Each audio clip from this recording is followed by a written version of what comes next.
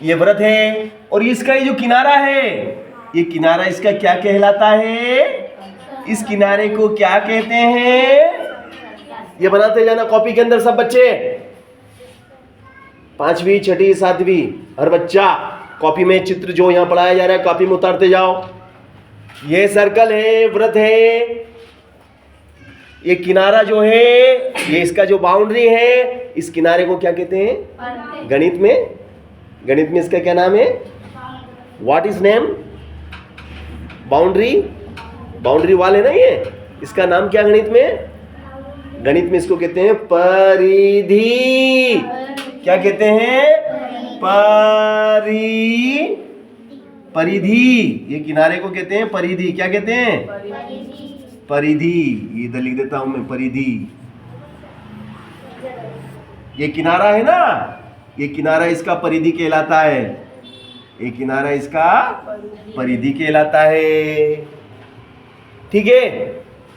अब हमें मान लो ये रोटी समझो, चलो ये रोटी है, इतनी बड़ी क्या है? ये रोटी है। तो इस रोटी की परिधि कितनी है?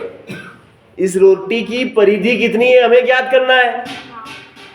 परिधि तो यहां से हमने धागा लिया, उसका एक मुंह धागे का यहां से इस पे लपेटना शुरू करा, ऐसे धागा लपेटा इस पे,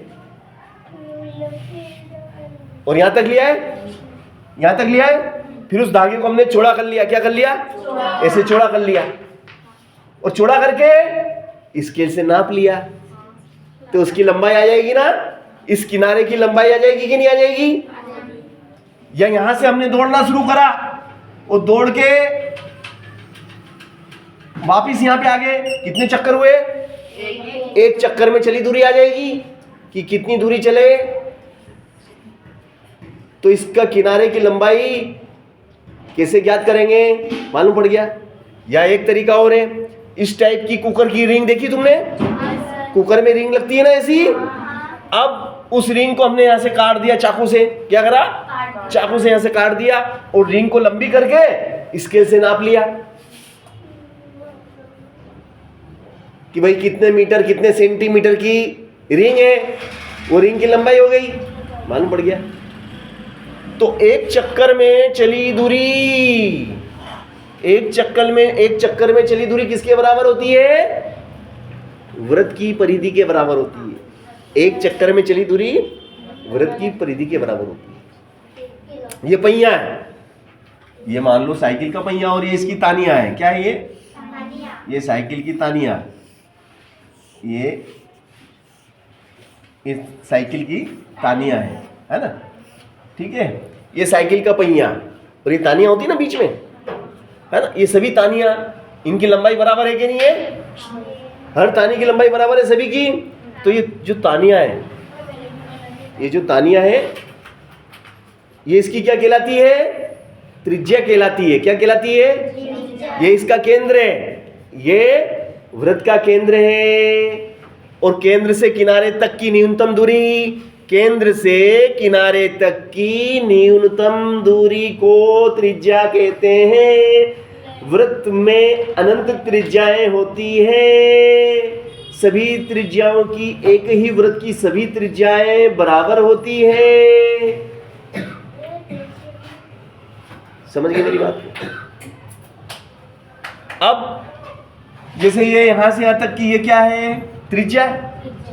और ये इसको मैं यहां तक लिया है, यहां से मैं इसको यहां तक लिया है, तो ये भी त्रिज्या। यहां से यहां तक देखो, यहां से यहां तक बोले त्रिज्या, फिर यहां से यहां तक बोले त्रिज्या, और ये पूरी को नापेंगे तो त्रिज्या का डबल हुआ कि नहीं? त्रिज्या धन त्रिज्या, तो 2 त्रिज्या हो गई। मतलब यहां से यहां तक की ये त्रिज्या, इसको हम त्रिज्या बोलेंगे। ये अगर O है तो ये A है, तो ये B है, तो ये त्रिज्या, और ये भी त्रिज्या, तो त्रिज्या धन त्रिज्या। देखो त्रिज्या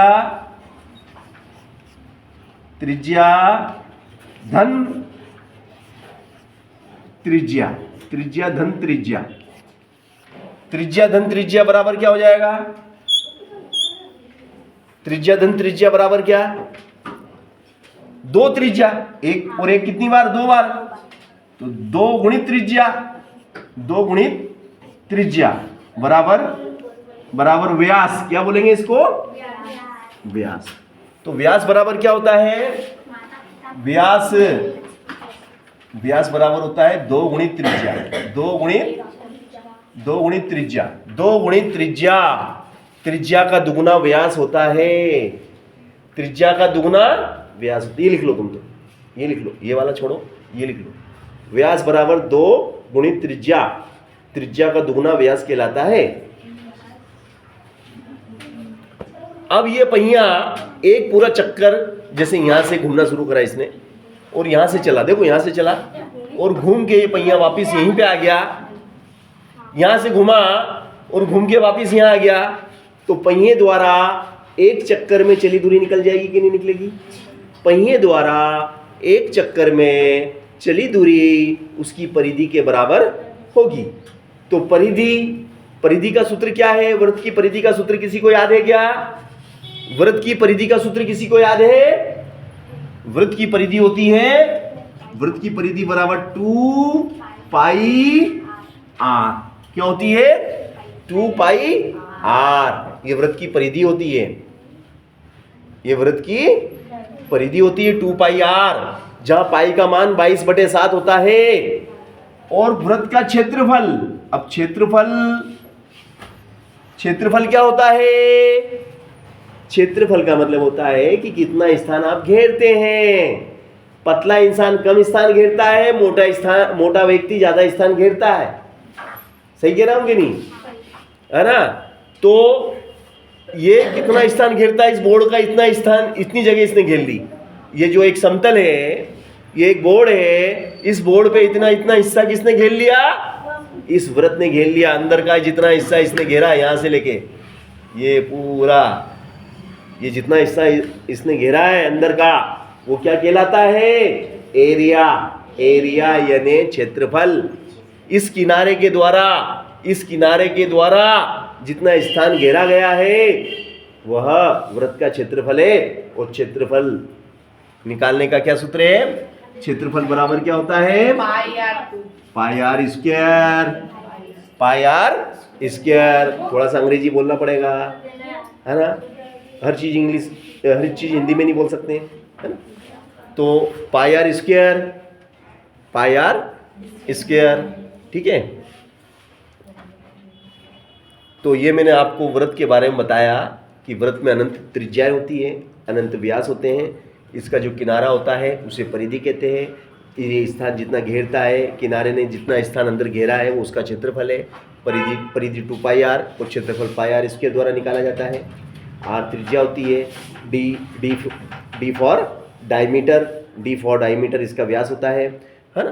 तो ये मैंने आपको वृत्त के बारे में कुछ मूलभूत अवधारणा थी जो मैंने आपको बताई।